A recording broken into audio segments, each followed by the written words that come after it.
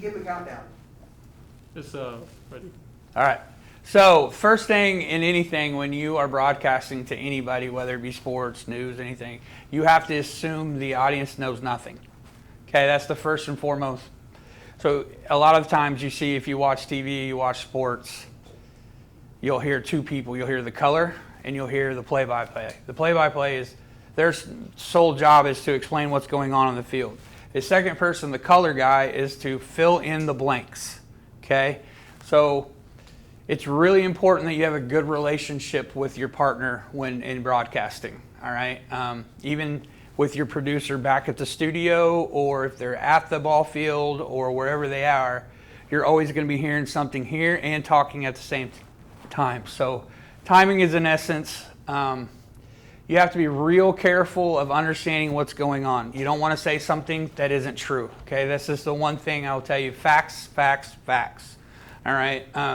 Do your due diligence. Study before the game. Know everything about each player. Know stats, all that stuff. Do your homework. Okay, that's the most important part, is the homework, and knowing and understanding that your audience at home may not know something. Yes, I know baseball and I can watch a baseball game, but I may not know something personal about a player that affects the play or affects the situation that's going on. So do your homework. Interview the coaches before the game. Interview certain players before the game. Find out information that the audience may not have known. Okay, that's really important when broadcasting sports, especially. As the color guy, that's your job. Your job is to fill in the blanks. So the guy who's doing play-by-play is filling in each thing where the play is going on and he's keeping track, but the color guy has to know that stuff to fill in the blanks. But ultimately, you just got to have confidence in what you do. You got to go out there and you have to believe you know what you're talking about. I've seen a lot of webcasts from students who know nothing about the sport, and they're trying their best, but it makes it very difficult for the user and the reader at home to understand what's going on. So you really need to know your sport. So I would pick a sport. I know you guys are doing a project where you have to do a game. Pick a sport you know, whether it be soccer, baseball, softball, football, something that you know already about. And if not, do the homework, okay? You got to do the legwork. A lot of times we see the guys on TV that are doing the broadcast and we think they show up to the ballpark, they have stats in front of them, and that's all they get to do during the day. Actually, they spend the entire day beforehand prepping for that game. They do homework. It's a lot of hard work behind the scenes. And with that, you see, I don't know if you've ever gotten a chance to see a game, and this is what ESPN does the best during like certain games. They'll have one channel that's all inside the bus, the truck. Then they have one channel that's the commentators, and they have one channel that's the experts. And getting to see the whole thing is the most important part. You're working as a team. So remember, when you're working with your partner, that you want to work hand in hand. You don't want to overtalk each other. Okay, it's going to be hard at the beginning because you're not used to this. As you work with your partner and you understand throughout the game, you'll start to find an ebb and flow. But the play-by-play person is the most important part of the duo. And I say that is because they're constantly talking. They're constantly talking through the game. The color person has to fill in, like I've said over and over, the in-between. Fill in those blanks. Stats. Your color guy, usually, since you guys won't have a whole team with you giving you stats in your ear, there's some guy on a computer that's constantly updating the stats. You won't have that. So your color guy needs to be doing stats during the game. Okay? So at halftime or a quarter or end of an inning, you can talk about what's happening and what happened. But ultimately, it's confidence. It's speaking as you know what you're doing 100%. Even if you don't know, say it as you do know. Okay? That's the most important part. Because there's a lot of people at home that may not know the game. And as long as you sound confident and you sound like you know what you're talking about, then it works. Okay? And then and then as teams do, we watch tape to learn from our mistakes. Do the same thing. Watch your broadcast. Watch it over and over. Be like, oh, well, should have done it differently. Or, hey, I need to do better at this. But ultimately, guys, it's real easy. It's not that hard. If you're shy, it can be hard, but if you're someone who loves the sport that you're doing, it's fun. It's a blast. I love it. I kind of miss it. It's always enjoyable for me, but I'm usually coaching, so I don't really do the whole webcasting thing. But other than that, have confidence, believe in yourself, go in there and give it your 100%, because that's what we want to hear. That's what we want to see. Is when I'm listening or I'm watching a webcast, I've heard some awful people, okay, that just ramble, and they don't know what they're talking about. At least know what you're talking about, okay? Have that confidence and believe in yourself. So, I mean, that's about as simple as it gets, guys. Any questions? That was awesome. Yeah, you guys have got to have some questions. Told you we were going to get a speaker today. What do you think? You got some people that know Mr. Phelps, wink, wink. Baby Yoder? Sonia, any questions at all? None of us are experts at broadcasting, so I think anything relevant will be good.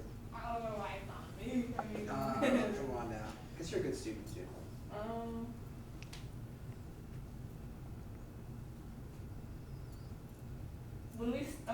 So like, should I know going into the game, like how many, like you said, like the stats and stuff, how many wins and losses, or talk about like how many people have been playing like from their freshman year to their senior year, or talk about. Yeah, you need to know your experiences, so that goes hand in hand. You need to know what's going on with the game. So if you've got a senior who's never played before, it gives context to the viewer as if they make an error, they make multiple errors, and people are like, he's a starter, why is he making errors? The color person or you have to give context like, hey, this is his first year playing. You know, he missed the last season because of a knee injury, or he missed last season 2 seasons because an arm injury 1 year and a knee injury in another year. You got to tell people. Because if I'm at home and I'm seeing a guy making an error, and I'm like, well, this guy in the game, you know, this guy can't play worth crap. But you got to give perspective, and you have to give the story behind it. You're basically, as a play-by-play person, you're a storyteller. That's what you're doing. You're telling a story of what's happening in front of you.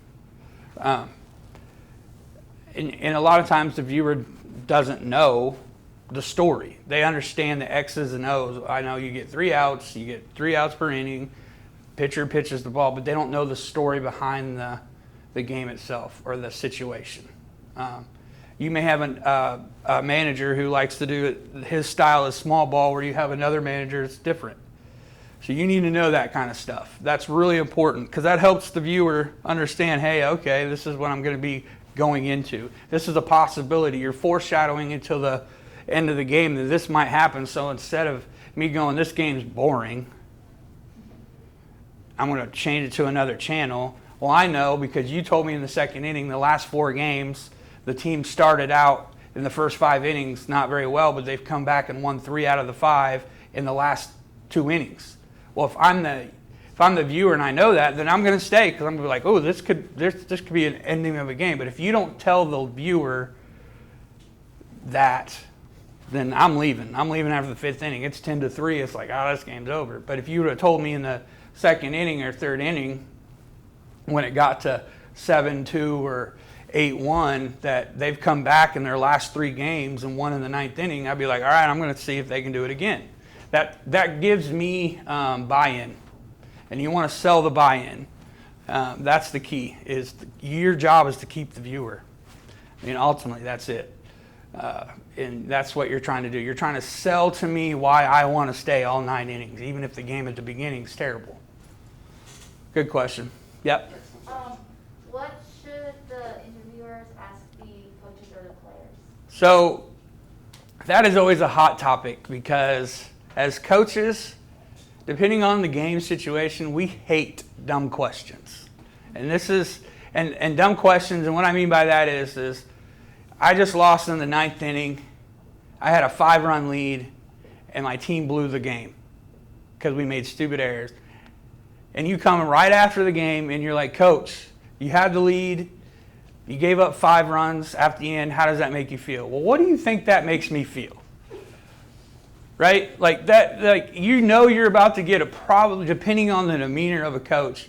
you're either going to get a couple word answer like, yeah, it sucks, we lost, we should have won, or it's going to be like, why are you at, like, it just depends on the situation. So you want to be very careful when interviewing. You want to understand, read the room, right? So if you go to the winning locker room, you're probably going to get joy. So you're going to go into it. You might be able to ask certain questions that you may not have. Hey, you were down 5 in the 9th, you came back and you won. Where do you think that clicked for you guys to win? And then the manager will be like, well, so-and-so, blah, blah, blah. Where then, if you're in the losing locker room, you have to gauge the room. Does that make sense? But you always want to ask questions that involve feeling. As much as it sucks for us coaches, you want to engage feeling. As a viewer at home, I don't want to hear one-word answers. So never give what's the word? Close-ended question. Yeah, you don't want to ever ask a close-ending question, essentially. So you can ask any question. You just never want to ask something where he can be like, yes, no. How do you feel? Like crap. Yeah, like, hey, coach, did you just win the game? Yeah, are you watching? Yeah, so, and a lot of the questions build up through the game because the story is built through the game. So you don't have to ask, okay, you won the game, this is my question. Ask something that happened in the second inning, like, hey, coach, you called for a hit and run there with so-and-so on first, and you got so-and-so at the plate, and he's only batting 200. What was your reasoning for calling the hit and run there? That gives the coach, one, it gives the coach perspective of, okay, now I can explain my reasoning. And two, that doesn't set him up for an emotional, huge response. And I think that's what that's what reporters are supposed to do. Yeah. They're supposed to get that emotional response. But you want them to come back to you. That's what's one of the biggest things if you ever were to go into reporting or news or sports reporting, stuff like that, know your audience and know who the coach is. Build that rapport because he's not going to come back to you.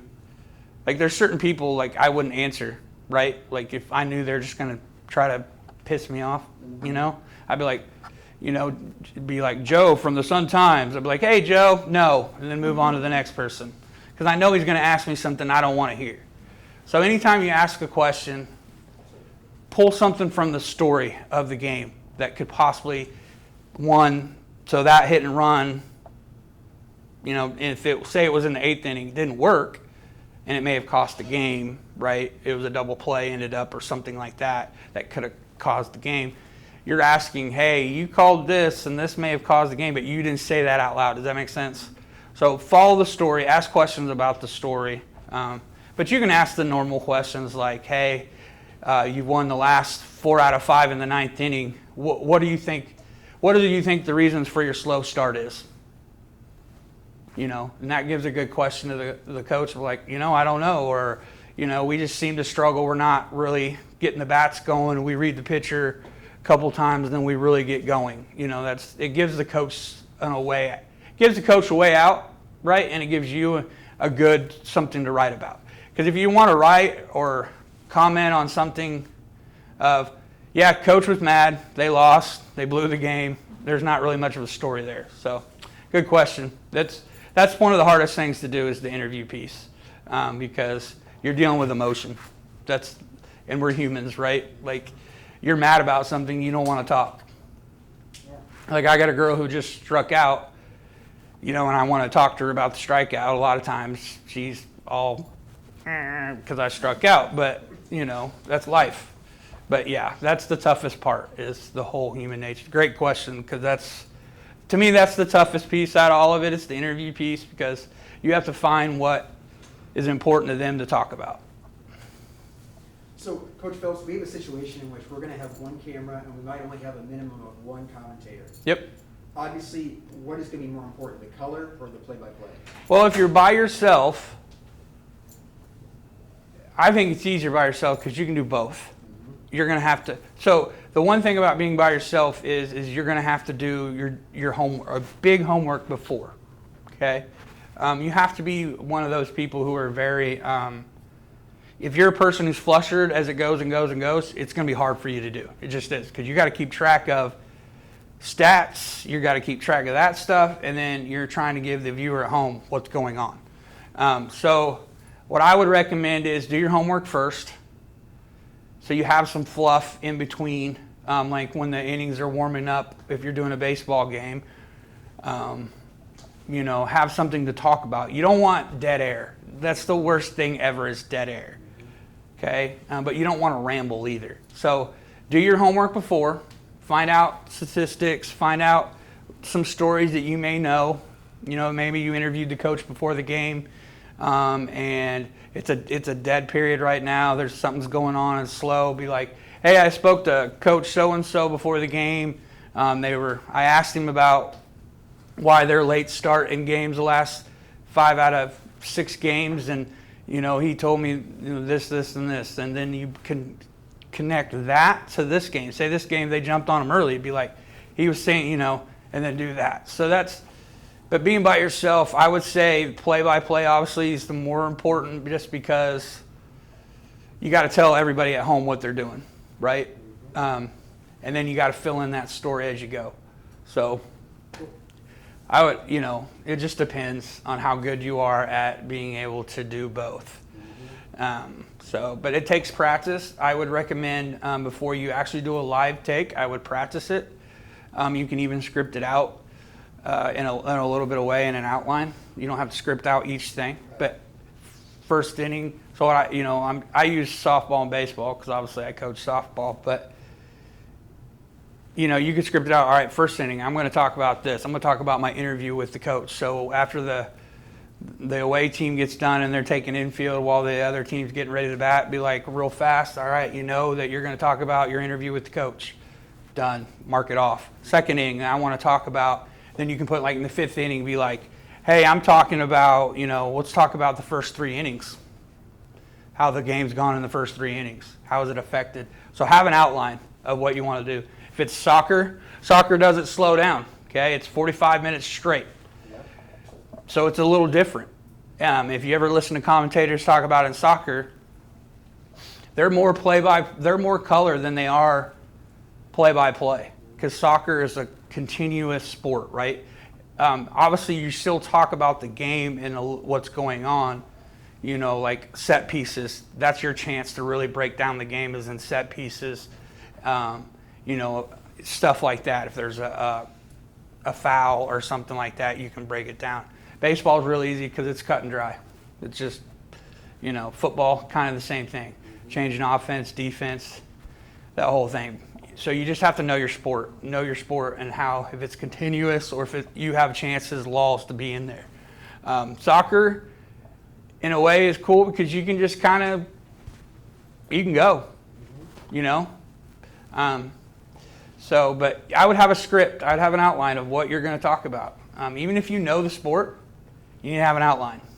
Because I guarantee you're going to be in there and you're going to be like, what do I talk about? What do I talk about? What do I talk about? I know everything about this sport, but I have no idea what to talk about. So have an outline. Write out an outline of what you want to do beforehand. So if you've interviewed the coach or a player or something like that, have it in your outline. Stats, that kind of thing. So you just got to be prepared. That's number one. Just be prepared. Don't go at it just like record, go. Okay? That'll be really bad. So one last question that one of my students kind of pitched to me was, we have one camera. What's going to be a great position to put that camera for the best amount of action necessary? it's like the camera towards the play or the Camera towards the play, obviously not our interview, but that's pretty self-explanatory. But it just depends on locale and where it's at. Like football, you put it on the 50, you can go back and forth and you see everything.